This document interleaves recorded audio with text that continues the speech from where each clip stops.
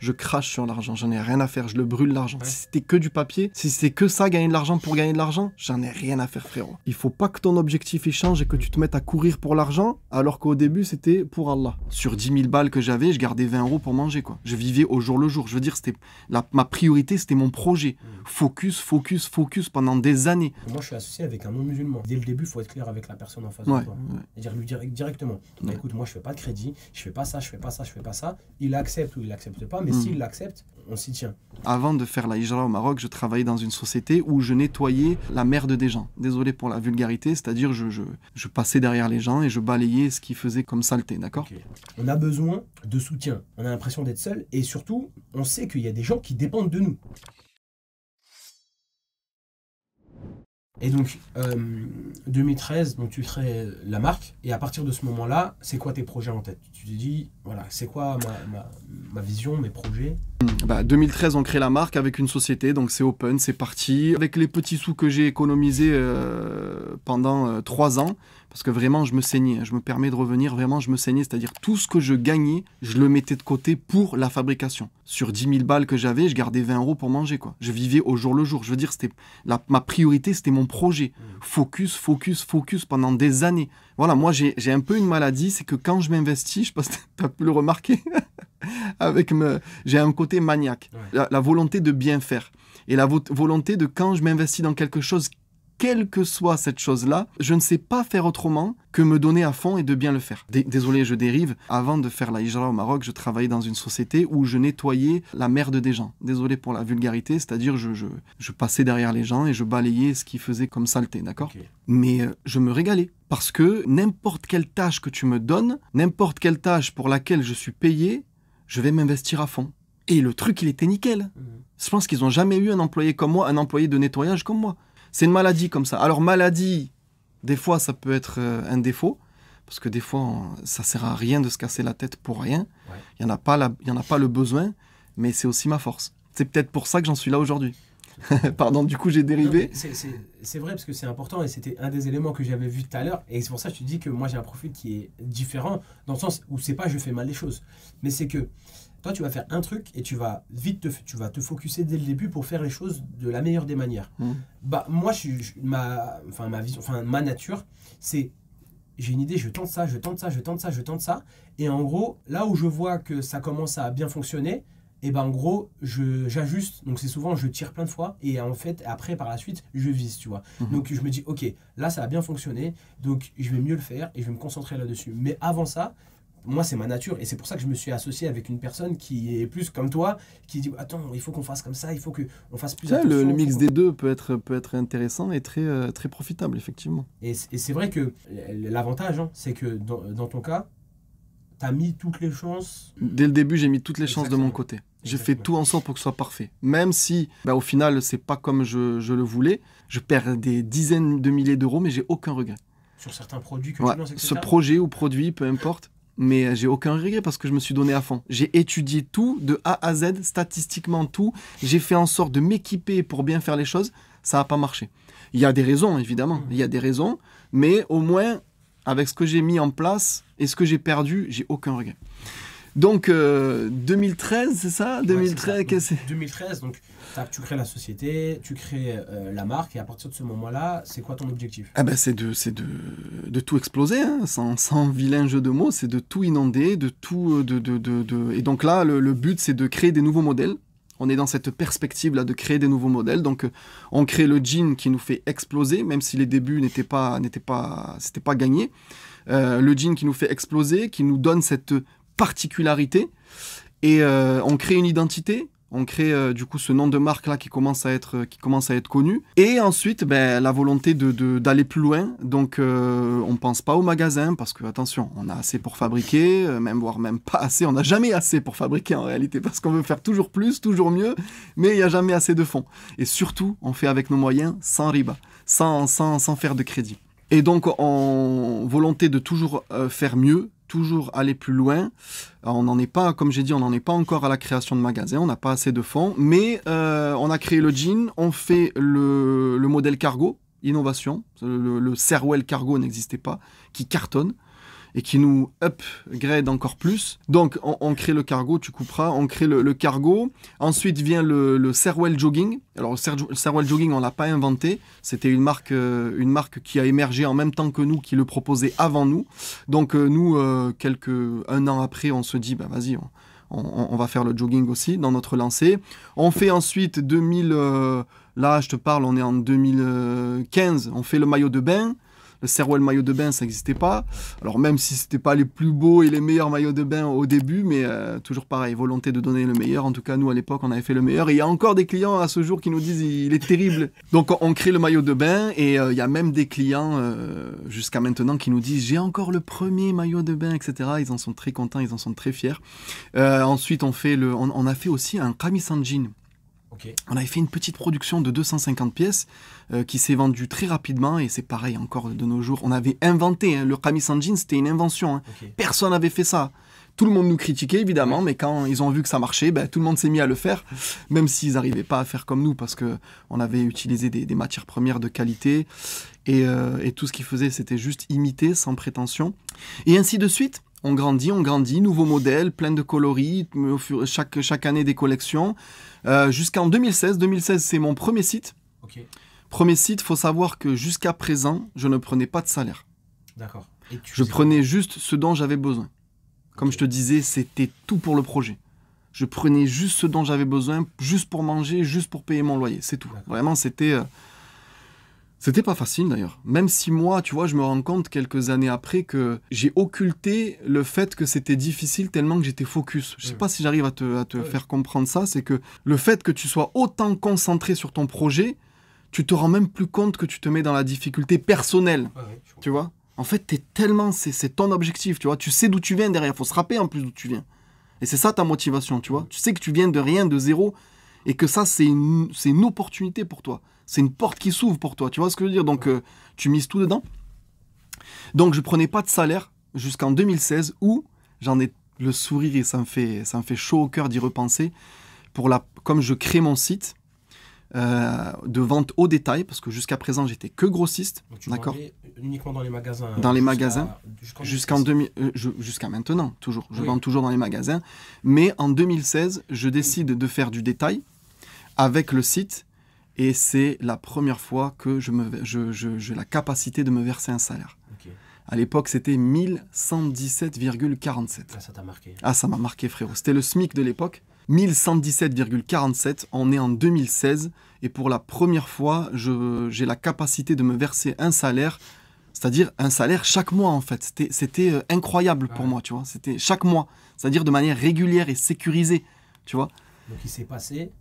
depuis le début, donc à partir du moment où tu à partir de la création du tu peux dire à partir de ce que tu veux, de 2010 quand j'ai commencé à vendre mes premiers pantalons, faire les allers-retours jusqu'à 2016, il n'y avait pas de salaire fixe, je vivais pour m'en sortir, c'est tout. Et le problème c'est que tu vois, il y a beaucoup de personnes mais ça je le vois concrètement qui pensent que au bout de 6 mois, 1 an, tu vas commencer à te faire un salaire. Oui, exactement.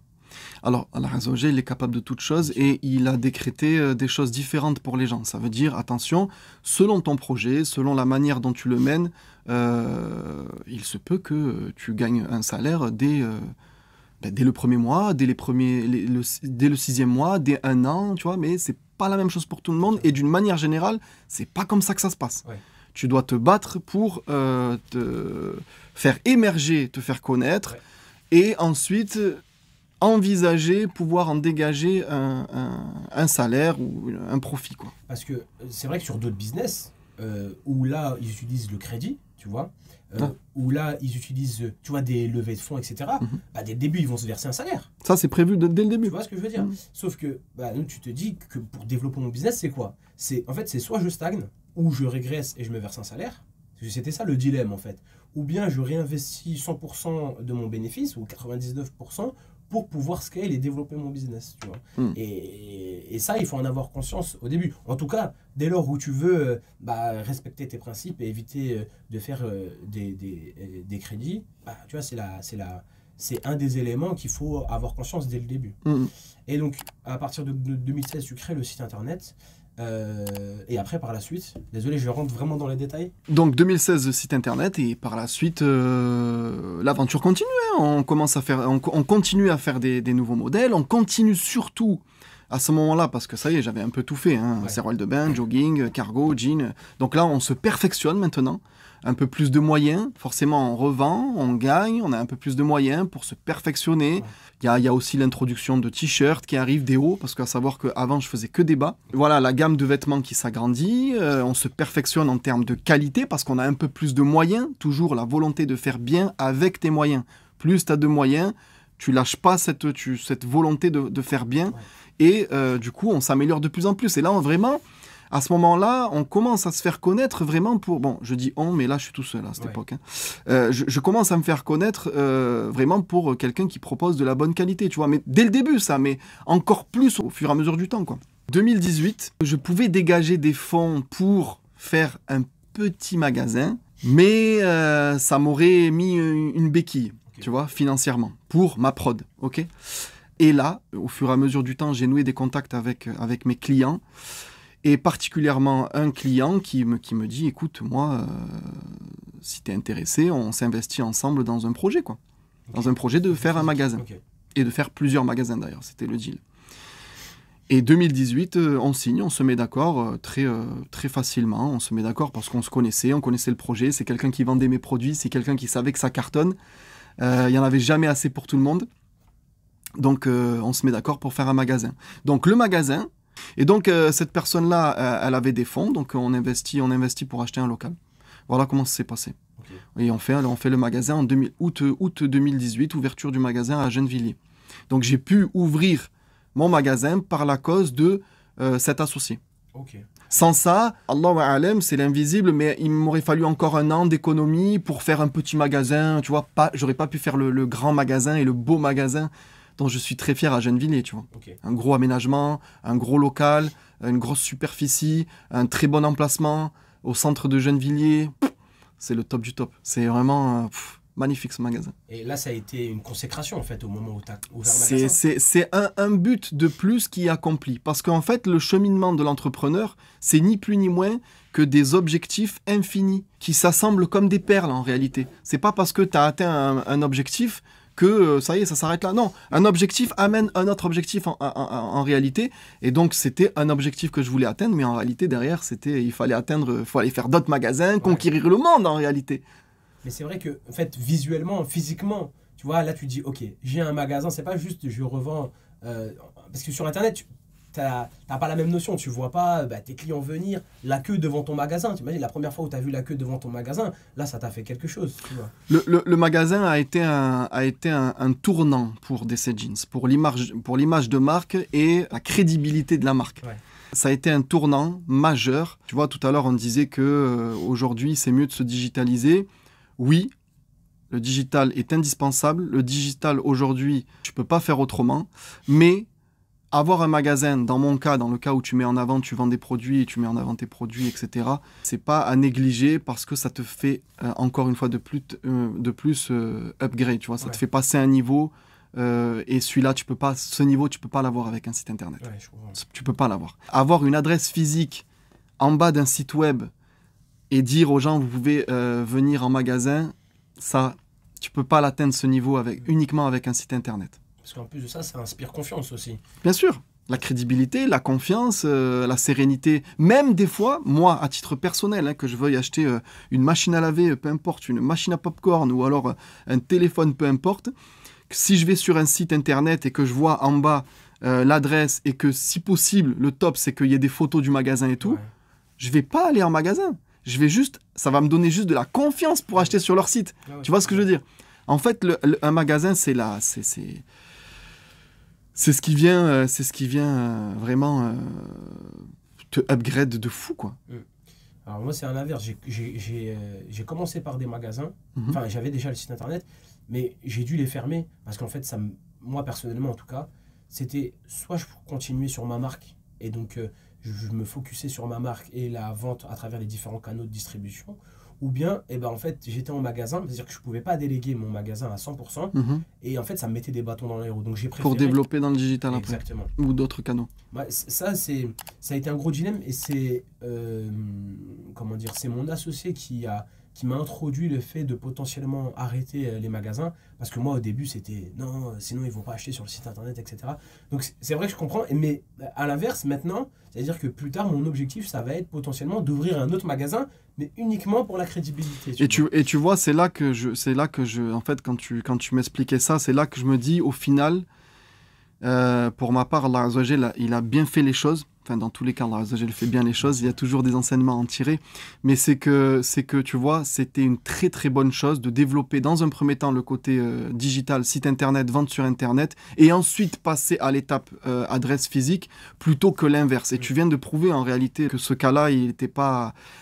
En tout cas, c'est pas un absolu, je veux pas faire une règle, genre ne commencez pas à faire un magasin, tu vois, mais fais-toi connaître en premier sur Internet, et c'est aussi une manière de voir si ton produit plaît, s'il y a matière à développer, pour ensuite voir si une adresse, un magasin serait intéressant. Ouais, et en réalité, c'est la meilleure chose qui m'est arrivée, en réalité. C'était la meilleure chose qui m'est arrivée. Et pourtant, c'était pas calculé dès le début. J'aurais aimé te dire, je préfère faire un magasin dès le début. Vas-y, soyons fous. Non. Là, alhamdoulilah, donc tu as pu développer ton business sans faire de crédit, etc. Donc par un effet boule de neige. Un effet boule de neige, je ne cesserai de dire, c'est par la cause de mon associé. Ouais. Qui est... Dans quel sens tu veux dire parce qu'il a apporté un apport financier non négligeable pour le magasin. Pour le magasin, tu vois ce que je veux dire? Et on a pu faire direct quelque chose de bien. Ouais. J'aurais pu, encore une fois, faire quelque chose avec mes moyens. Ça aurait été une petite bicoque, comme on dit, un petit magasin. J'aurais fait le maximum pour que ce soit magnifique, comme d'habitude. Mais je ne serais jamais arrivé au niveau auquel je suis arrivé avec mon associé. C'est intéressant ce que tu dis parce que là tu évoques j'avais fait une vidéo où j'avais parlé des 10 façons d'entreprendre sans riba, et parmi ça tu as l'association, donc le fait de t'associer avec une personne, ou bien tu vois on peut appeler ça aussi un business angel, tu vois, mais business angel éthique, c'est-à-dire que tu t'associes avec une personne mais qui partage les mêmes valeurs que toi. Et c'est intéressant ce que tu dis parce que là, tu as utilisé les deux méthodes, donc un effet boule de neige, donc autofinancement avec discipline pour mettre de l'argent de côté et développer ton business, mais aussi quand tu arrives à un certain stade, c'est indispensable. C'était indispensable, je ne pouvais pas continuer tout seul.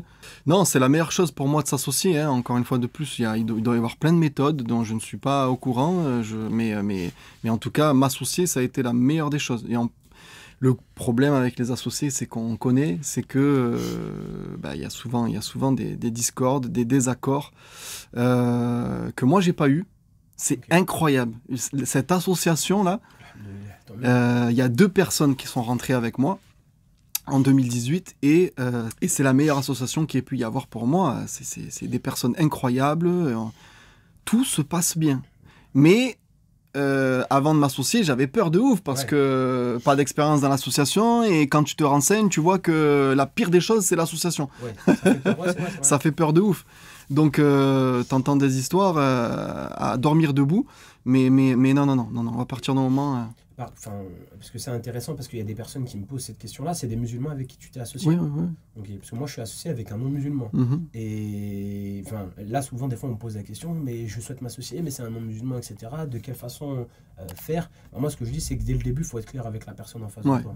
C'est-à-dire lui dire directement, écoute, moi, je fais pas de crédit, je fais pas ça, je fais pas ça. Il accepte ou il accepte pas, mais s'il l'accepte, souvent, c'est des personnes qui sont ouvertes de toute façon. S'il l'accepte, on s'y tient. Bon, là, tu n'as pas le souci parce que dès lors où il y a une divergence, après toi, tu as l'avantage de faire un business qui est lié, entre guillemets, à la communauté. Donc ça veut dire que tu n'as pas de question de oui, mais il y a ça, oui, mais pourquoi eux ils font ça, nous on pourrait faire ça, etc. Moi, je suis dans le business du sport. Tu vois, c'est totalement différent. Tu vois. Et donc, là, moi, ce que j'aimerais savoir, c'est donc d'un point de vue personnel, tu t'es converti il y a combien de temps? Il y a 20 ans, ça remonte à la faculté, première année de fac. Et comment la religion et Allah ont pu t'aider dans ce business-là, tu vois? Donc, à travers les difficultés, donc quand je dis la résilience, etc., donc d'un point de vue personnel, tu as eu aussi des difficultés parce que par rapport. Alors, je sais pas si à partir de ce moment-là, tu avais déjà une famille, etc. Donc, quand vous étiez au Maroc, tu avais déjà une famille à ce moment-là. Oui. Et donc, ça, c'est des trucs que je connais aussi. On a besoin de soutien. Donc, parce qu'on a l'impression d'être seul. On a l'impression d'être seul et surtout, on sait qu'il y a des gens qui dépendent de nous. Tu vois. Et comment tu as pu gérer tout ça, tu vois? Toute la vie du musulman, elle est dédiée à Allah. Toute la vie du musulman, elle est dédiée à l'adoration et à son créateur. Donc, quand tu dis on a l'impression d'être tout seul, pardon, j'ai jamais eu l'impression d'être tout seul. C'est pour ça que je dis l'impression. Toute ma vie, c'était pour Allah. Le fait que j'aille au Maroc, que j'ai la volonté d'aller au Maroc, c'était pour Allah. Et quoi qu'il m'arrivait, c'était mon destin, ça venait d'Allah. C'est juste que moi, j'ai la certitude que je dois faire les causes et que je vais m'en sortir, quoi qu'il en soit. Tu vois ce que je veux dire?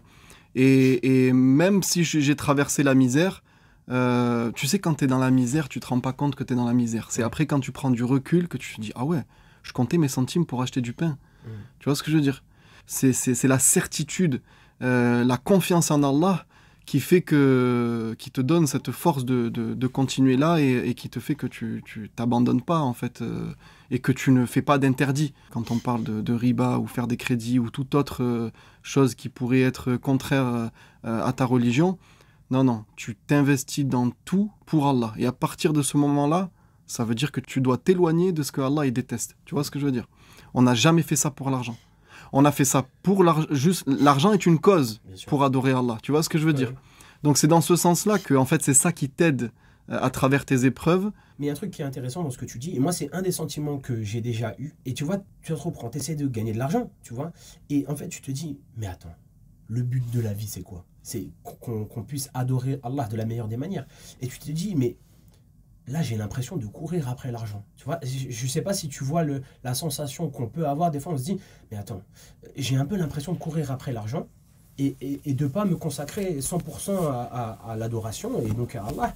Et après tu te dis, ok, oui, il faut que j'entreprenne, il faut que je développe mon business pour subvenir aux besoins de ma famille, etc. Parce que c'est une obligation. C'est ça, exactement. Mais tu te dis, il faut pas que je rentre dans je veux faire de l'argent à tout prix. Oui, exactement. C'est pour ça que, en fait, ton objectif dès le début, il doit pas changer. Oui. Tu vis pour Allah. Et même si tu acquiers plus de biens et plus d'argent durant ce périple de l'entrepreneuriat, il faut pas que ton objectif il change et que tu te mettes à courir pour l'argent alors qu'au début c'était pour Allah. Tu vois ce que je veux dire? Et en réalité, moi, en tout cas, je parle pour moi, je peux pas parler pour les autres et faire des généralités. Peu importe ma situation professionnelle, qu'elle ait évolué ou pas, donc dans mon cas ça a évolué, mais mes objectifs pour Allah, ils n'ont pas changé. Je dois continuer à faire ma hijra, je dois faire mon hajj, et tout ça, ça demande de l'argent. Tu vois ce que je veux dire? Donc mes objectifs pour Allah, ils sont pas encore accomplis. Et aujourd'hui, chaque jour, je me lève pour ces objectifs-là. Et jamais pour l'argent. J'ai l'habitude de dire vulgairement, quand je suis en live devant mes abonnés, je crache sur l'argent, j'en ai rien à faire, je le brûle l'argent. Si c'était que du papier, si c'était que ça, gagner de l'argent pour gagner de l'argent, j'en ai rien à faire, frérot. Si derrière, il n'y a pas mon objectif, faire mes accomplissements pour Allah, c'est-à-dire moi, dans mon cas, c'est avant de mettre à l'abri mes enfants et tout machin pour Allah, c'est accomplir mon hajj, mon 5e pilier d'islam, qui est un pilier, je dois l'accomplir, je me bats chaque jour pour ça, et ensuite faire ma hijra, qui est une obligation. Donc je me bats pour ça le matin, et ensuite éduquer mes enfants correctement, ça en fait partie de l'argent, ça facilite, c'est un moyen d'éduquer. Ça ne veut pas dire que tu ne peux pas éduquer tes enfants sans argent, mais c'est un moyen de prendre soin de ta famille et surtout d'accomplir cette responsabilité qui t'incombe auprès d'Allah Azza wa Jal. Et donc, tu as une famille, alhamdoulilah, et qu'Allah les préserve. Moi, ce que je voulais te poser comme question, parce que c'est des sentiments que je partage, c'est qu'il y a des moments où tu as l'impression de passer énormément de temps au travail. Oui. Et en fait, tu te dis, mais je passe énormément de temps au travail parce que j'ai besoin de subvenir aux besoins de ma famille. Et donc, je passe aussi moins de temps avec eux. Oui. Tu vois. Comment tu gères cet aspect-là qui est très frustrant?